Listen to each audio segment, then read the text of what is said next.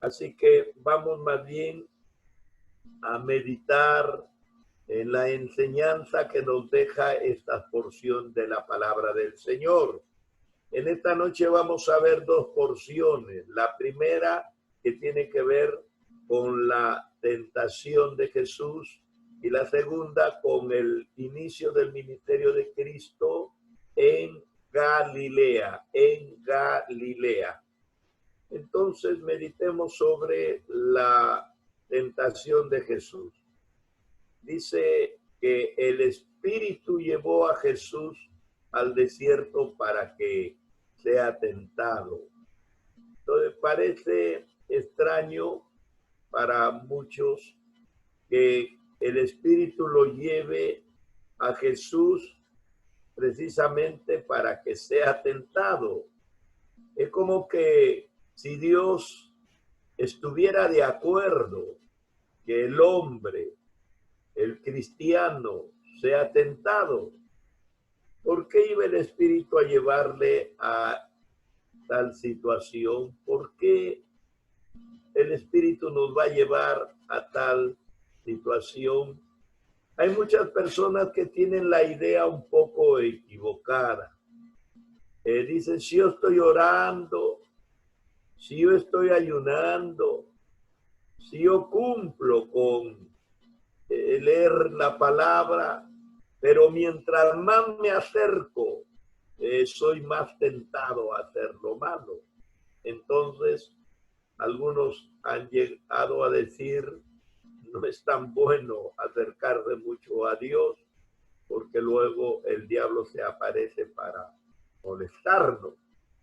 Yo recuerdo cuando recién comencé mi vida cristiana, había una idea que se oscilaba, se manifestaba por allí. Y la idea era que mientras una persona no sea bautizada, no iba a tener pruebas de tentación, pero que desde el momento que se bautizaba, ya iba a sufrir las consecuencias.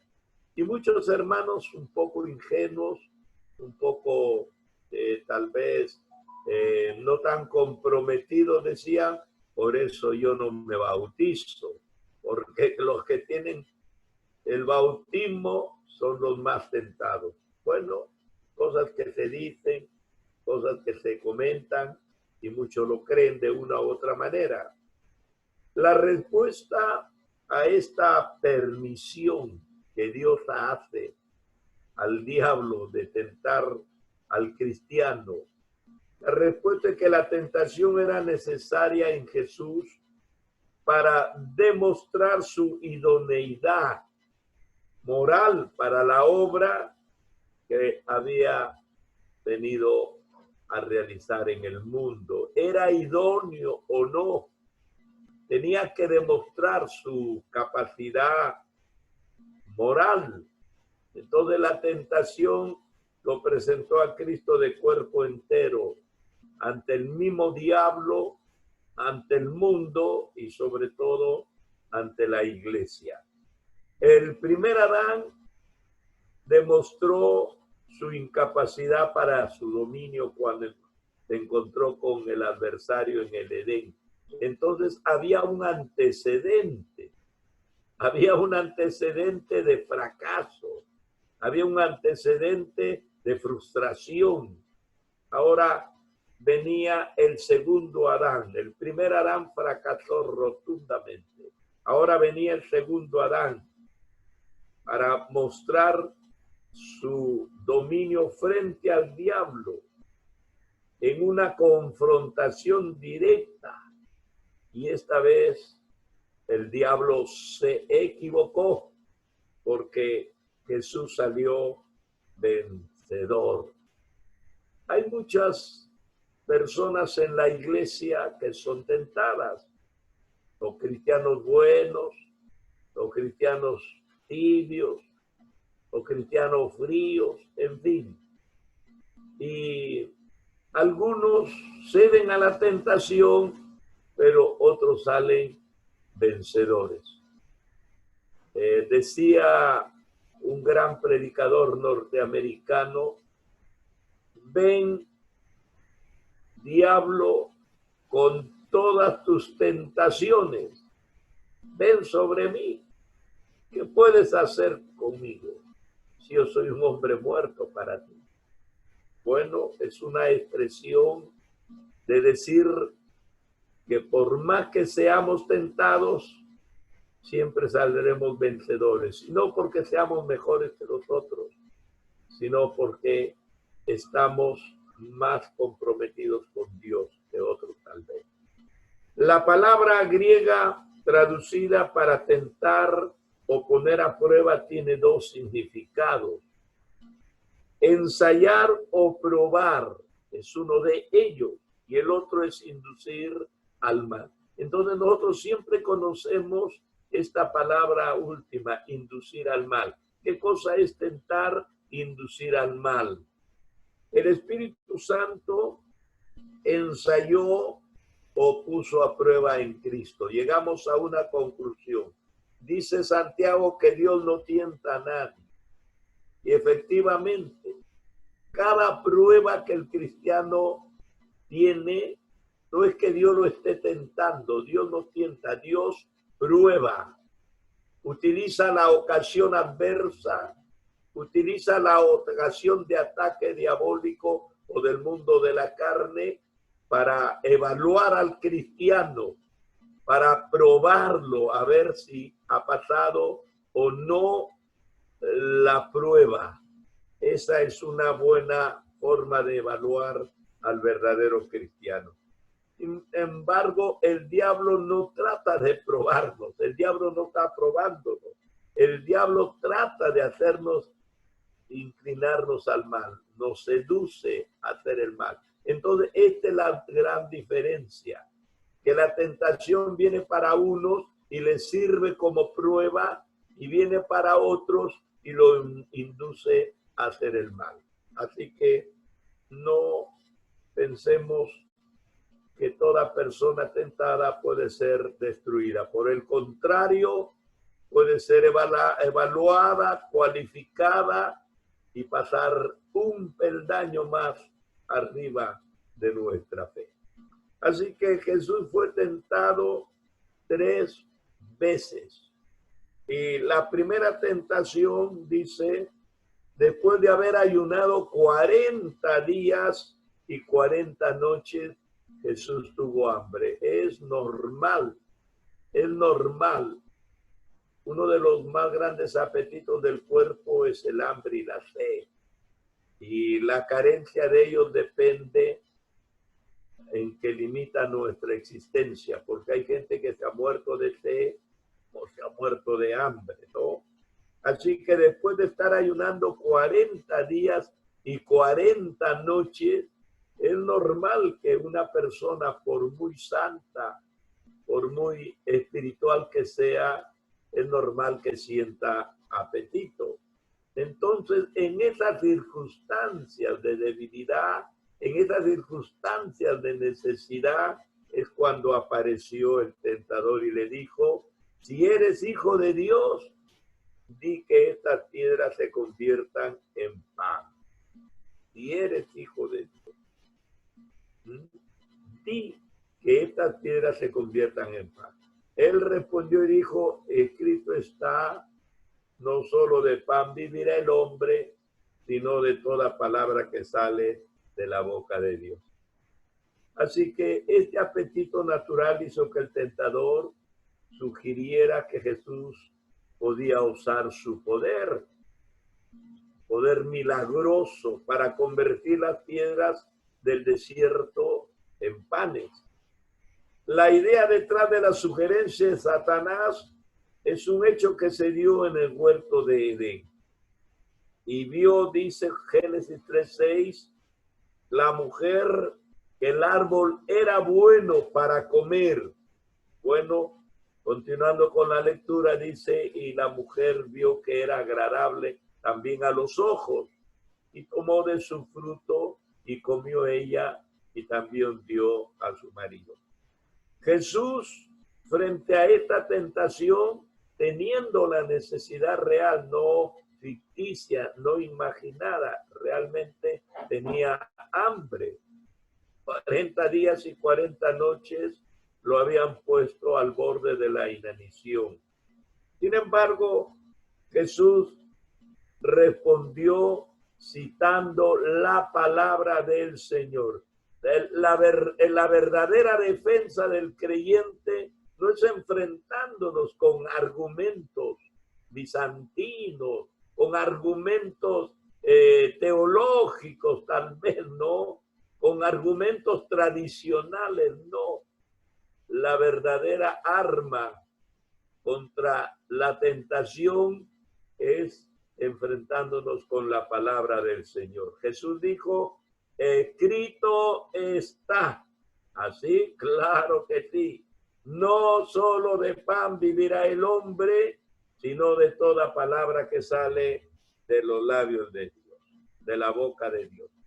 Así que Jesús no estuvo dispuesto a actuar por su cuenta y obedecer de esa manera a Satanás, por muy intensa que fuese su hambre. Un ejemplo que nos ha dado el Señor de cómo podemos enfrentar a las adversidades satánicas en situaciones reales, de necesidades reales, siendo siempre una persona obediente a la palabra del Señor, sabiendo que Dios tiene la salida.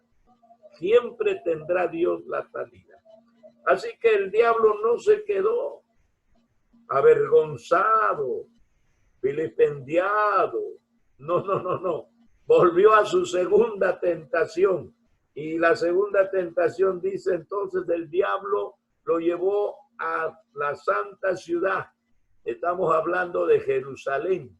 Jesús estaba en el desierto, usted lo sabe, fuera de toda ciudad, pero en la visión y en la tentación, el diablo lo llevó hasta la santa ciudad y lo puso en el pináculo del templo.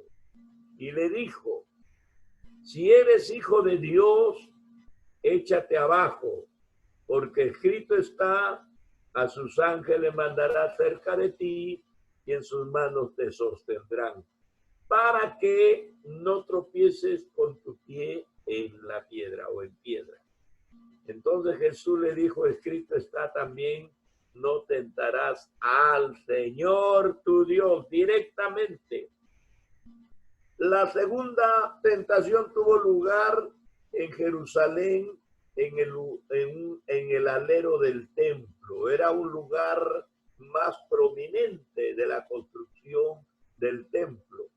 Y ahí el sacerdote que oficiaba ese día, cada día había un sacerdote que oficiaba, a las 6 de la mañana aparecía y bueno, daba el anuncio que a esa hora se iba a hacer el primer sacrificio del día y luego a las 6 de la tarde el último sacrificio del día.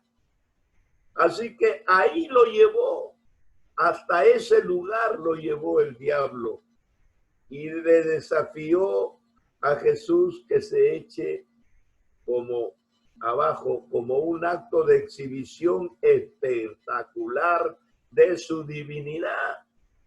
Porque hay en la palabra de Dios, en el Salmo 91, 11 y 12 está esto, porque escrito está, a tus ángeles enviará para que cuando tú te eches de arriba, ellos te tomen y tu pie no tropiece en piedra. Así que el diablo estaba tentando a Jesús que demostrase que él era el Mesías mediante una señal espectacular. El evangelio y las cosas divinas no son espectáculos, no son hechos que vienen a vislumbrar a la gente, no deben de ser. Nosotros no hacemos un espectáculo. Por eso que cuando las iglesias se convierten en espectáculos, yo dudo que Dios esté ministrando ahí. Es solamente la habilidad del hombre, pero ya no es la fortaleza o el espíritu divino. Así que No se puede hacer del evangelio un espectáculo. Podría conseguir, el Señor le dijo al diablo, que la gloria sea manifestada a su favor sin sufrimiento. Podría pasar la cruz por alto y llegar, sin embargo, al trono. Nosotros sabemos que no hay corona sin cruz, pero esta acción estaría fuera de la voluntad de Dios. Así que cualquier persona que quiere engrandecerse, cualquier persona que quiere prosperar, cualquier persona que quiere llegar a tener la grandeza de Dios, no lo puede hacer con actos espectaculares, sino más bien sometiendo y sujetándose al programa de Dios. Por eso Jesús le dijo, escrito está también, no tentarás al Señor tu Dios. Y el diablo lo llevó a todavía una tercera tentación. Otra vez dice, le llevó el diablo a un monte muy alto y le mostró todos los reinos del mundo y la gloria de ellos. Y le dijo, todo esto te daré si postrado me adorares. Entonces Jesús le dijo, vete, Satanás, porque escrito está, al Señor tu Dios adorarás y a Él solo servirás. La tercera tentación llevó el diablo a Jesús a un monte alto y le mostró todos los reinos del mundo. Posiblemente lo llevó cerca de la ciudad de Jericó. Había unos montes muy grandes y sobre todo, dicen los comentaristas, que por ahí pasaba una carretera principal que unía con los lugares más importantes del Medio Oriente. Así que si una persona lograba escalar este monte, de ahí podía ver la continuación de la carretera hasta el horizonte donde los ojos alcanzaban a ver, ¿no? Entonces, ahí lo llevó y ahí le ofreció a cambio de que él le adorase. ¿Qué le está ofreciendo? Todos los reinos del mundo. En cierto sentido, los reinos del mundo sí pertenecen hoy al diablo. Eso lo sabemos. Sin embargo, cuando Jesús aparezca en la segunda venida como Rey de Reyes, entonces vendrán a ser suyos los reinos de este mundo.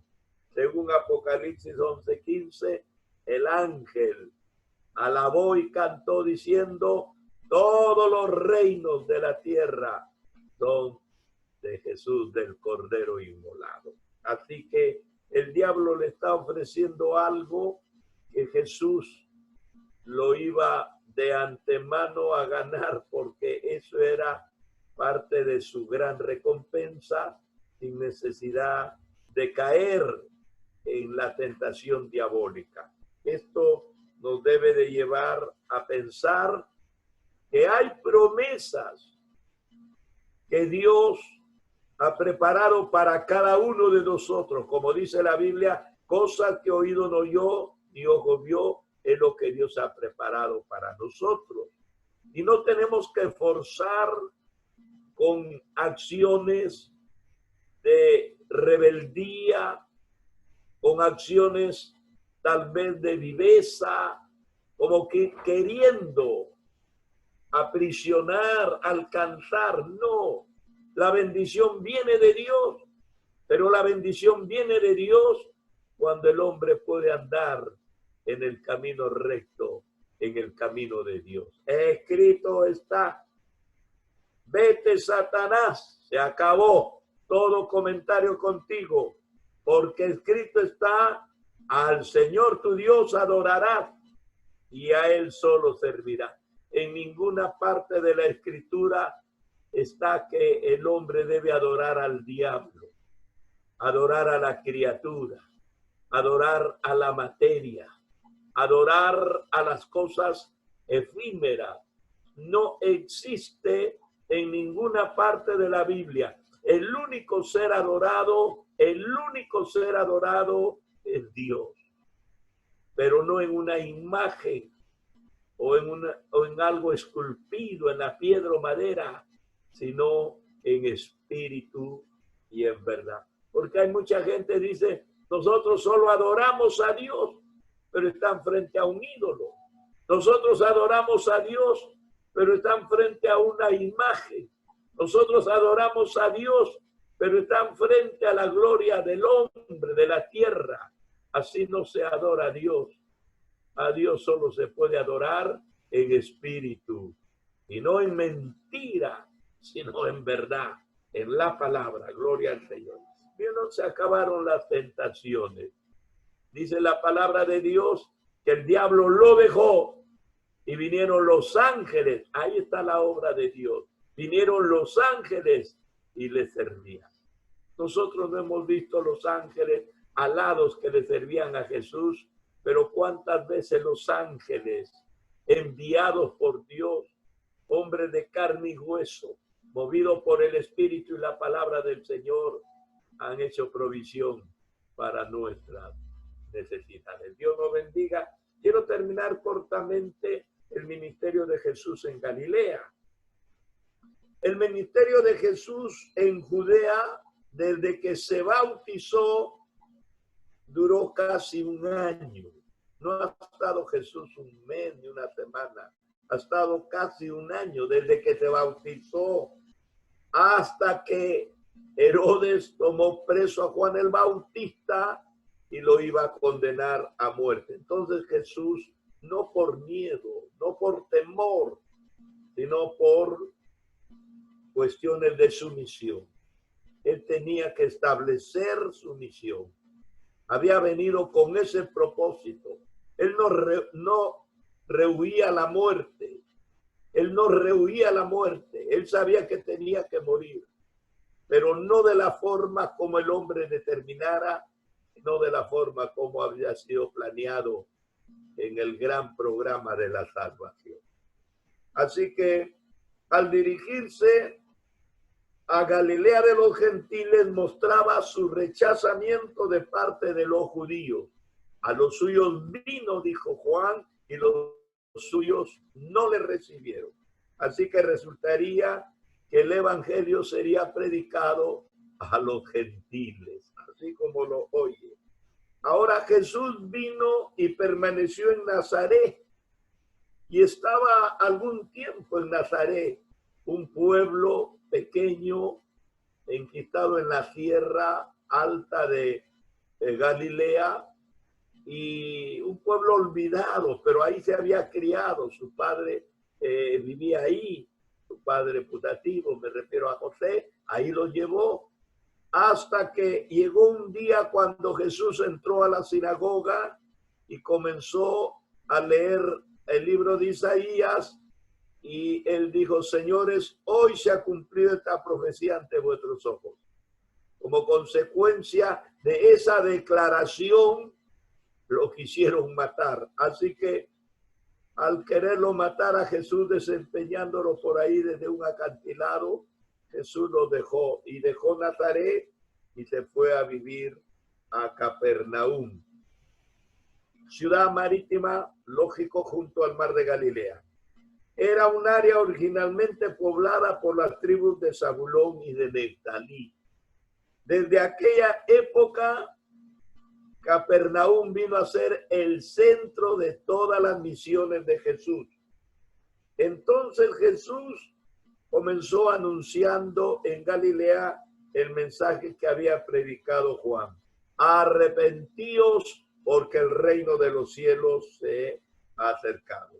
Era un llamamiento de renovación moral en la preparación de su reino. Juan lo había iniciado en Judea, ahora Jesús está en Galilea y comienza a hacer y a decir las mismas palabras en el inicio de su ministerio. Así que el reino estaba cerca en el sentido de que el rey estaba presente. Ya no era un reino lejano anunciado por los profetas, sino era un reino cercano anunciado por el mismo rey vigente presente en ese momento.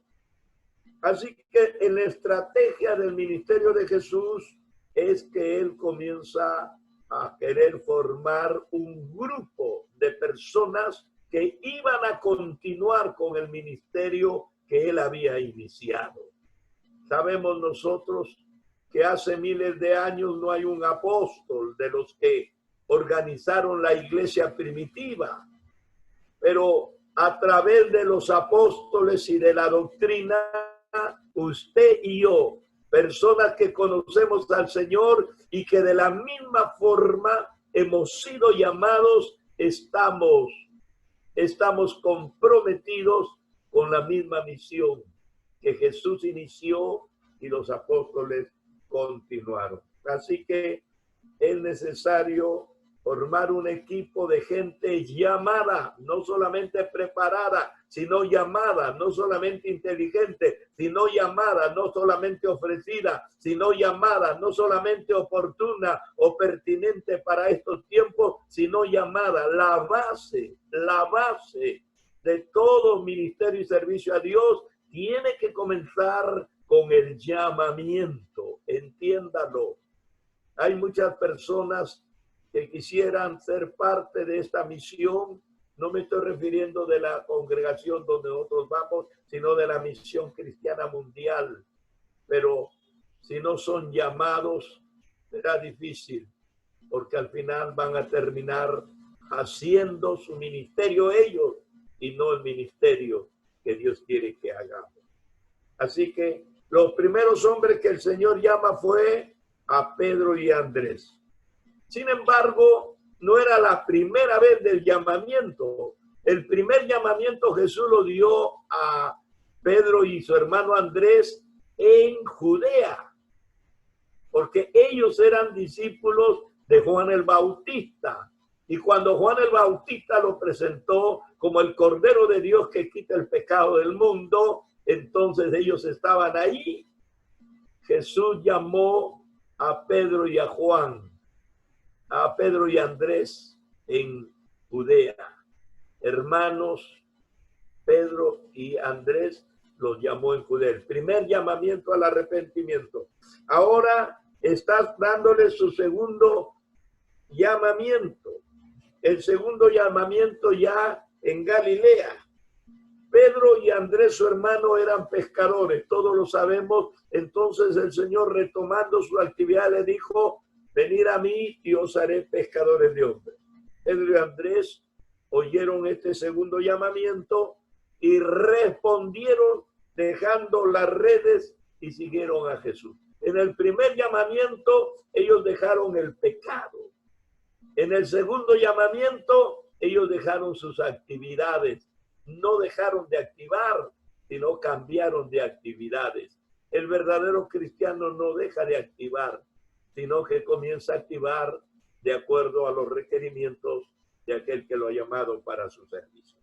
El segundo llamamiento, y con esto termino, el llamamiento de Jacobo y Juan. Jacobo y Juan eran hermanos como Pedro y Andrés. También ellos llegaron a ser discípulos en el acto. El Señor los llamó y ellos acudieron. Dejaron todos los medios de vida, dejaron a su padre. El llamamiento fue tan contundente que ellos no hicieron ninguna objeción. Ahora, al responder al llamamiento de Cristo, estos pescadores vinieron a ser figuras clave en la evangelización del mundo, no solamente de la iglesia primitiva y su círculo o su cobertura, sino vinieron a ser discípulos de Cristo a través del mundo. Así que el reconocimiento del Señor en Cristo tiene consecuencias incalculables. Gente que no lo conocían más que en su sector han venido a ser conocidas en el mundo entero. ¿Cuántos llevan su nombre? ¿Y cuántos se sienten sucesores de ellos? el hombre más importante del mundo. El Papa dice que es sucesor de Pedro. Y el pobre Pedro era un ser casi analfabeto, sin ninguna distinción, sin ningún título, y sin embargo todos quisieran ser descendientes como de él, como él lo fue cuando Cristo lo llamó. Bueno, lo de Dios es trascendente. Así que a enfrentarnos a las tentaciones, porque Dios ya nos dio la salida. Aferrarnos a la palabra, que es el instrumento de victoria. Y cuando Dios nos llame en el primer o segundo llamamiento, estar dispuesto a evaluar como prioridad no las cosas materiales, sino las cosas espirituales que nos llevan para vida eterna. Hemos terminado con el capítulo 4 del libro de Mateo. La próxima semana entraremos en el capítulo 5, que tiene que ver con el famoso Sermón del Monte. ¿Y qué es capítulo 5, capítulo 6 y capítulo 7? El famoso Sermón del Monte. Dios nos bendiga. Seguimos estudiando la Biblia. Seguimos conociendo el mensaje de Dios de forma ordenada, y de esta manera también tendremos una fe sólida, una fe compleja, integral, una fe que nadie lo pueda mover, ni el diablo, ni el mundo, ni nuestra propia carne. Seremos más que vencedores, porque estaremos diciendo, estaremos viviendo, escrito está. Dios nos bendiga. Vamos a hacer un